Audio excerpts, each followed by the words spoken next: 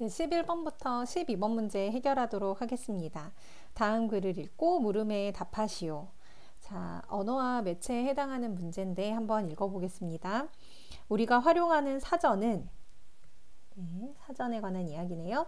수록 대상과 제시 방법을 미리 규정하여 표제어를 선정한다. 표준국어 대사전의 경우 표준어뿐만 아니라 흔히 쓰는 비표준어도 수록 대상으로 하고 있으며 일반어와 전문어, 고유 명사까지도 수록하고 있다. 또한 사전에는 단어 이하의 단위만 수록하는 것이 원칙이지만 전문어와 고유어 명사의 경우 구까지도 수록하고 있다. 표준국어 대사전의 표제어 표기는 한글만 사용하는 것이 원칙이다. TV나 사계절처럼 일상 속에서 관용적으로 로마자나 숫자로 표기하는 것도 TV나 사계절과 같이 한글로 표기하여 자모 순서에 따라 제시한다. 큰아버지와 같은 합성어나 머리를 빗기다와 같은 파생어는 붙임표로 분석하여 이렇게 합성어는 파생어는 붙임표로 분석하여 큰아버지나 빗기다와 같이 제시한다. 또한 짓밟히다처럼 접두사 짓과 피동접사 히가 동시에 결합했을 때는 피동접사 히 앞에 붙임표를 한 번만 제시한다. 자, 그러면 여기에 따르면 짓밟히다 같은 경우에는 짓밟히다 이렇게 아마 표제어에 쓰여 있겠네요. 하지만 3처럼 파생어여도 3과 같이 분석되어 구성성분이 음절로 나누어지지 않을 때는 붙임표를 따로 제시하지 않는다. 자, 파생어 이어도 구성성분이 음절로 나누어지지 않을 때, 즉 두 개의 발음으로 되지 않을 때, 하나의 발음으로만 될 때는 붙임표를 따로 제시하지 않는다고 했어요. 자, 한글 맞춤법에 띄어 쓰는 것이 원칙이나 붙여 쓰는 것도 허용한 전문어나 고유명사는 이 기호를 사용하여 표시하고 있다. 또 접사와 어미처럼 자립적으로 쓰이지 않고 반드시 다른 말과 결합해야 하는 표제어는 결합하는 부분에 이 붙임표를 붙여 표시하고 있다. 비표준어 표제어의 경우에는 이 화살표 기호를 활용하여 표준어의 뜻풀이를 참고하도록 안내하고 있다. 표제어는 가나다 순으로 배열하고 있으며 자모의 순서는 초성의 경우 기역, 쌍기역, 니은, 디귿, 쌍디귿, 리을, 미음, 비읍, 쌍비읍, 시옷, 쌍시옷, 이응, 지읒, 쌍지읒, 치읒, 키읔, 티읒, 피읒, 히읗 세 순서인데 여러분 우리가 흔히 알고 있는 가나, 다라, 바사, 아자, 차카, 파하 순서예요. 그런데 쌍자음이 중간중간에 이렇게 들어가 있는 형태가 되겠죠.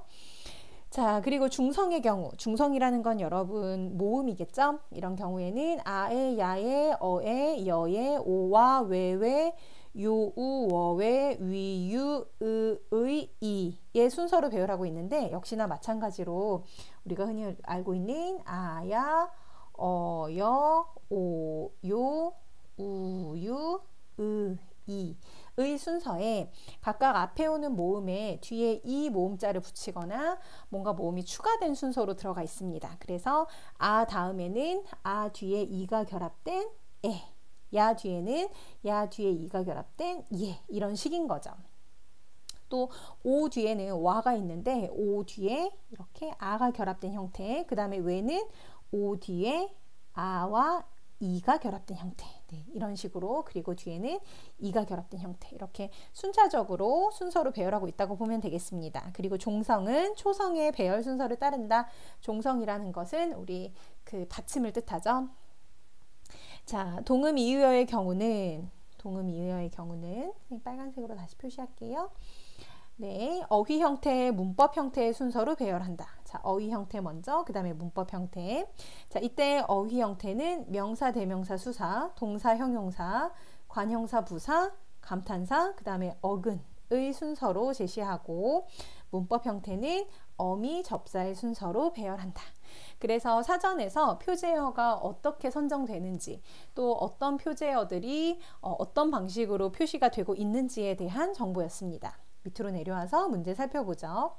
자, A를 바탕으로 추론한 내용으로 적절하지 않은 것을 고르라고 했는데 1번 1월과 9월은 사전에 한글로 표기되므로 자, 이렇게 숫자로 표기하지 않는다고 했죠? 그러면 1월은 1월 이렇게 표기가 될 것이고 9월은 9월로 표기가 될 테니 1월보다 9월이 먼저 제시된다. 왜냐하면 기역으로 시작하기 때문에 9월이 먼저 제시가 되겠죠? 그래서 1번은 적절합니다. 2번 새해는 새와 해가 합쳐진 단어이므로 새해로 표기한다. 자, 여러분 새해는 새와 해라는 두 개의 단어가 만난 말이라서 합성어거든요. 그런데 우리가 위에 두 번째 문단에서 이렇게 합성어인 경우에는 붙임표로 분석한다고 했으니까 밑으로 내려와서 새해도 이렇게 새 붙임표 해로 표기할 수 있겠습니다. 3번 비웃음은 비웃다의 접사 음이 결합한 단어이므로 비웃음으로 표기한다 라고 되어 있는데 역시나 비웃다라는 말에 접사 음이 결합된 형태라 이것은 우리 파생어로 볼 수 있거든요. 자, 방금 봤던 것처럼 위에서 합성어만 붙임표로 표시하는 게 아니라 파생어 같은 경우에도 붙임표로 분석한다고 했으니까 여기도 역시나 비웃다의 음이 결합된 형태라서 비웃 붙임표 음으로 표기하는 것이 맞겠습니다. 4번에 뒤집히다는 접두사 뒤와 피동접사 히가 동시에 결합하고 있으므로 뒤집히다로 표기한다고 했는데 여러분이 접두사 뒤 같은 경우에는요 보통 두 가지 뜻으로 쓰이거든요. 그래서 첫 번째는 몹시,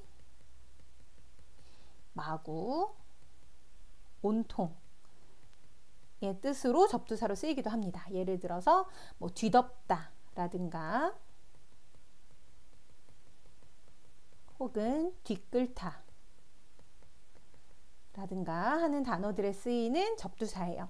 또 두 번째 의미로는 이 뒤라는 뜻이 반대로 혹은 뒤집어 이런 뜻으로 쓰이기도 해요. 그래서 예를 들면 뒤바꾸다 그리고 방금 나온 예문처럼 뒤집히다 이런 단어들에 쓰이는 접두사입니다. 그리고 이 피동접사 히는 나와 있는 것처럼 그 의미를 피동으로 만들어주는 역할을 해요. 그래서 뒤집히다라는 말은 집다라는 말에 뒤라는 접두사가 결합되어 있고 또 뒤집다라는 말에 뒤집히다, 당한, 피동의 의미가 있는 히도 결합된 상태입니다. 그래서 이렇게 두 개의 접두사와 피동접사가 함께 결합될 때는 우리 위에서 이렇게 A 부분에 보면 접두사와 피동접사가 동시에 결합했을 때는 피동접사 앞에 붙임표를 한번 제시한다고 했잖아요. 그래서 이렇게 우리가 예문을 써주었으니까 그거에 준해서 밑에서도 역시나 피동접사 히 앞에서 붙임표를 써주어야겠죠. 그래서 뒤집히다 이렇게 써주는 것이 적절한데 여기서는 뒤 붙임표를 붙이고 히다를 붙였기 때문에 적절하지 않습니다. 그래서 정답은 4번이 되겠네요. 5번 기쁨은 기쁘다의 기쁘와 미음과 같이 분석되어 구성 성분이 음절로 나누어지지 않으므로 기쁨으로 표기한다고 했는데 기쁨 같은 경우에는 기쁘다의 기쁘에 명사를 만들어주는 전미사 미음이 붙은 형태예요. 그런데 이 기쁘 플러스 미음이 즉 미음만 단독으로 음절 발음되지 않기 때문에 음절로 지금 나누어지지 않는 거죠. 그래서 그냥 붙임표 없이 이렇게 기쁨으로 표기하는 것이 맞습니다. 그래서 정답은 4번이었습니다. 자, 여러분 뒤에 문제로 넘어가기 전에 우리가 이런 문법 문제 풀 때 지금 여기에서 알아둬야 될 핵심 개념어들이 있습니다. 여러분들이 알아둬야 될 핵심 개념어를 선생님 표시해 줄 테니까 한번 여러분 이 개념어들을 잘대로 알고 있는지 확인해 보세요. 자, 합성어, 그 다음에 파생어, 그 다음에 접두사, 전미사와 같은 접사, 접두사, 피동접사 선생님 다 그냥 표시를 해볼게요. 그리고 음절은 발음할 수 있는 소리를 낼 수 있는 단위죠. 그리고 접두사 전미사를 아울러서 아까 말했던 접사와 그 다음에 어미는 어간 뒤에 붙는 부분입니다. 자, 그리고 밑으로 내려와서 어근이라든가 뭐 이런 단어들은 이런 개념어들은 우리가 기본적으로 알고 있어야 되는 개념어입니다. 자, 뒤로 넘어가서 12번 문제 살펴보죠. 보기는 표제어를 순서 없이 나열한 자료이다. 윗글을 참고했을 때 이에 대한 이해로 적절하지 않은 것을 고르라고 했어요. 자, 먼저 위더른 명사 그리고 화살표 우더른이라고 되어 있습니다. 1번에 위더른은 비표준어이지만 사람들이 흔히 쓰고 있어서 표제어로 선정되었겠군. 우리가 비표준어인 경우에는 여러분 이 화살표 기호를 활용해서 이렇게 표준어를 나타내 준다고 했었어요. 이거 어디에 나와 있냐면 세 번째 문단에 나와 있습니다. 표시 한번 해볼게요. 자, 비표준어 표제어인 경우 이 화살표 기호를 활용해서 표준어의 뜻풀이를 참고하도록 안내하고 있는 거죠. 자, 그런데 이 비표준어도 이렇게 수록 대상으로 삼고 있거든요. 그래서 이 비표준어가 이 표제어로 선정되는 이유 중에 하나는 흔히 쓰이기 때문에 네, 증대되는 경우가 많습니다. 그래서 그 내용이 1번에 나와 있는 거죠. 사람들이 흔히 쓰고 있어서 표제어로 선정됐다. 비표준어임에도 불구하고 대신에 올바른 표준어가 무엇인지 안내해주는 역할을 하는 거죠. 자, 그 다음에 왠지 위더른 이상결정. 이렇게 위더른 왠지 이상결정 이렇게 세 가지. 이것은 왠지 위더른 이상결정의 순서로 사전에 배열되어 있겠군 이라고 했는데 우리 왠지 위더른 이상결정은 모두 다 초성이 이응으로 지금 표시가 되고 있어요. 그래서 중성 즉 모음의 순서로만 이 순서를 보면 될 것 같은데 왜, 위, 이 이렇게 돼 있죠. 왠지 위더른 이상결정이니까 그래서 제일 먼저 왜, 그 다음에 위, 그 다음에 이가 오는 것이 네, 적절합니다. 자, 3번에 접사 이는 명사 이와 어미 이 사이에 수록되어 있겠군. 지금 보면 이렇게 이가 세 가지가 나와 있거든요, 여러분. 그래서 같은 이들인 경우, 즉 동음 이의어인 경우에는 자, 선생님이 앞으로 넘겨서 네 번째 문단에 이런 힌트가 있었습니다. 자, 동음 이의어인 경우에는 그 순서가 먼저 어휘 먼저 그 다음에 문법 형태 이렇게였어요. 그러면 어휘 중에서는 여기서는 지금 이가 명사가 언급이 됐었죠. 자, 그 다음에 어미, 접사 얘 순서로 배열이 됩니다. 그러면 명사, 어미, 접사의 순서니까 명사, 어미, 접사의 순서로 돼야겠죠. 근데 여기서는 접사 이가 명사 이와 어미 이 사이에 수록되어 있다고 했으니까 명사 이와 어미 이 사이에 접사 이가 수록되어 있다고 했잖아요. 이건 적절하지 않습니다. 네, 적절하지 않겠죠. 그래서 정답은 네, 3번이 되겠네요. 네, 4번에 어미 이와 접사 이는 반드시 다른 말과 결합해야만 쓰일 수 있겠군. 자, 이 정보는 어떻게 알 수 있냐면 위에 보면 그 앞에 이렇게 붙임표가 나와 있죠.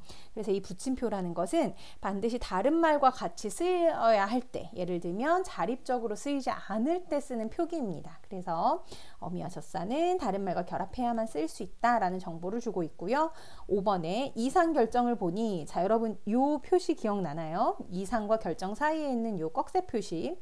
자, 이 표시는 어떤 표시였었냐면 원래 띄었어야 하는데 붙여 쓰는 것이 허용되는 전문어나 고유어는 이 기호를 쓴다고 했었거든요. 그래서 여기서는 아마 이게 전문어 중에 하나겠죠. 화학 분야에서 쓰이는 말이니까. 그래서 5번에 보면 이상 결정을 보니 전문어의 경우 둘 이상의 단어가 모인 말, 이상과 결정이라는 단어가 모인 말. 우리가 이걸 다른 말로 구라고 하죠. 그래서 이 구도 표제어로 실려 있다. 세 번째 문단에서 방금 말한 것처럼 이렇게 붙여 쓰는 것도 허용해서 전문어나 고유명사 이 기호를 사용한다는 말도 있는데 첫 번째 문단을 보면 이렇게 전문어와 고유명사는 구까지도 수록하고 있다. 이 문구도 함께 보면 좋을 것 같습니다. 자, 그리고 우리는 13번 문제 살펴보죠. 보기의 활동을 모든 학생이 바르게 수행했을 때 학생 2가 쓴 단어로 적절한 것은? 자, 의문 변동에는 어떤 의문이 다른 의문으로 바뀌는 교체, 있던 의문이 없어지는 탈락, 두 의문이 합쳐져 새로운 하나의 의문으로 줄어드는 축약, 없던 의문이 새로 생기는 첨가가 있다. 그래서 여러분 이 문제를 풀기 위해서는 사실 이 의문의 변동 중에 교체, 탈락, 축약, 첨가에 어떤 현상들이 있는지를 여러분이 알고 있어야 사실 이 문제를 풀 수가 있습니다. 그러면 한번 볼까요? 자, 앞 학생이 제시한 단어에서 일어나지 않는 음운 변동이 일어나는 단어를 쓰라고 했어요. 그러면 학생일 같은 경우에는 솜이불이 실제로 발음될 때 솜니불이라고 발음되거든요. 그러면 이때 나타나는 현상은 이 니은이 추가된 니은 첨가 현상입니다.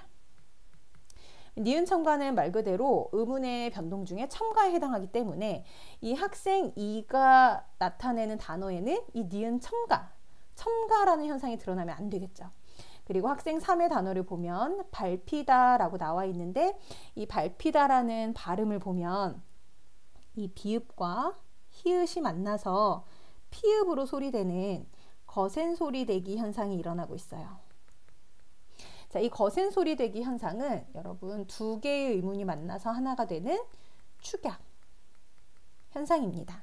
그러면 학생 2가 어떤 단어를 제시했을 때 거기에서 일어나지 않는 음운 변동으로 지금 밟히다를 제시한 거기 때문에 결과적으로 말하면 학생 2가 드는 단어에는 첨가와 축약이 들어가면 안 되겠죠. 그러면 뭐만 들어갈 수 있냐? 교체와 탈락 만 지금 들어갈 수 있는 상태입니다. 그러면 이걸 가지고 한번 문제를 풀어보죠.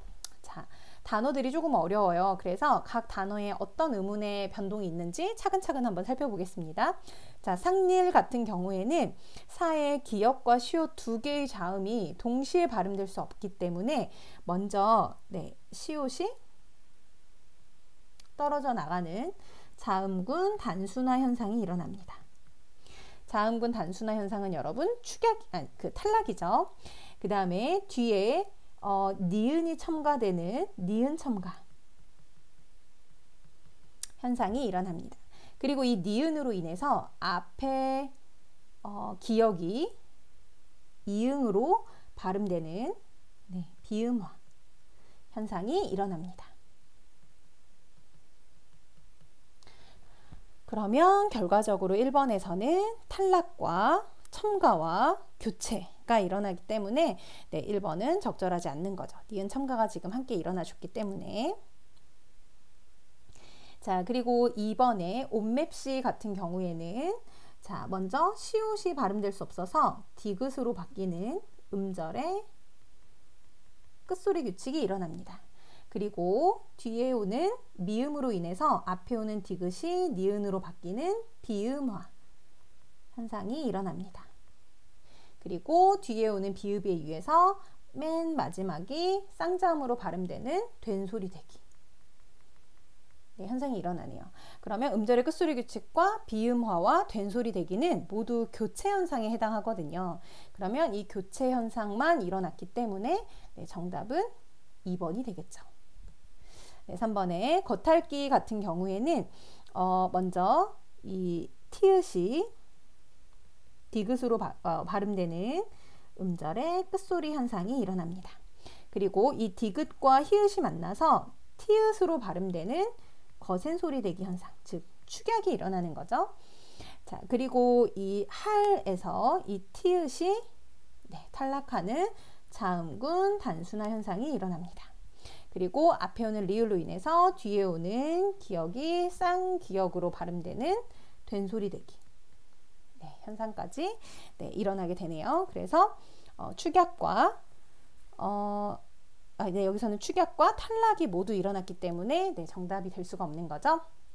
자, 색연필 같은 경우에는 먼저 색연필에서 뒤에 오는 니은이 첨가되는 니은 첨가 현상이 일어납니다. 그리고 이 니은 첨가로 인해서 앞에 오는 기역이 이응으로 바뀌는 비음화 현상이 일어나요. 그래서 역시나 첨가 현상이 일어납니다.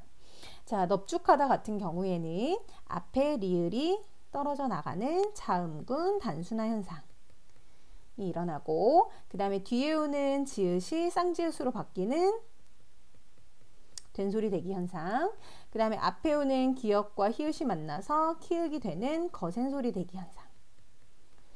그래서 결과적으로는 탈락과 그리고 교체, 그 다음에 축약이 모두 일어나기 때문에 축약이 있어서 정답이 될 수가 없겠네요. 그래서 정답은 2번이 되겠습니다.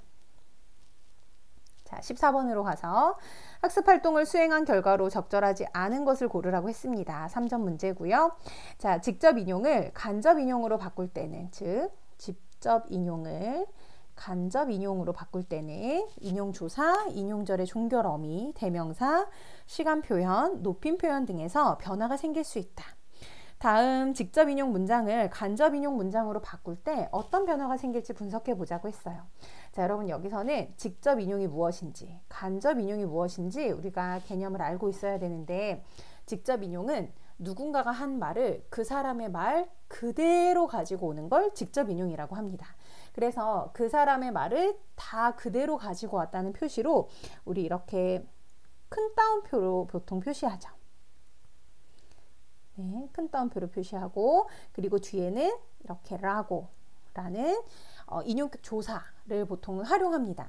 근데 간접 인용이라는 건 무슨 뜻이냐면, 누군가가 어떤 말을 했어요. 그런데 그거를 그 사람의 말 그대로 가지고 오는 게 아니라 화자의 입장에서 다시 진술하는 겁니다. 그래서 그 사람이 한 말 그대로가 아니라 지금 말하는 사람의 입장에서 다시 진술하기 때문에 문장이 좀 바뀌겠죠. 그래서 뭐가 바뀌냐면 조사도 바뀌고 종결 어미도 바뀌고 대명사나 시간 표현, 높임 표현 이런 것들에 이제 변화가 생긴다는 건데, 예를 들어서 기억 같은 경우에는 선생님이 여기 한번 써볼게요. 자, 직접 인용. 그는 나에게 당신은 제 책을 보셨습니까? 라고 물었다 할 때 그가 이제 이렇게 말을 한 거죠. 당신은 제 책을 보셨습니까? 그렇기 때문에 그 말을 그대로 가지고 왔는데, 이걸 화자 입장에서 지금 다시 재진술하면 지금 나의 입장에서 진술을 해야 되는 거잖아요. 그러면 아마 이 문장은 이렇게 쓸 수 있을 거예요. 그는 나에게, 자, 내 입장에서 당신은 제 책을 보셨습니까? 라고 했으니까 이때 당신은 내가 되겠죠. 그래서 내가 그 다음에 제 책 할 때 이 제는 그를 의미하겠잖아요. 그래서 내가 자기 책을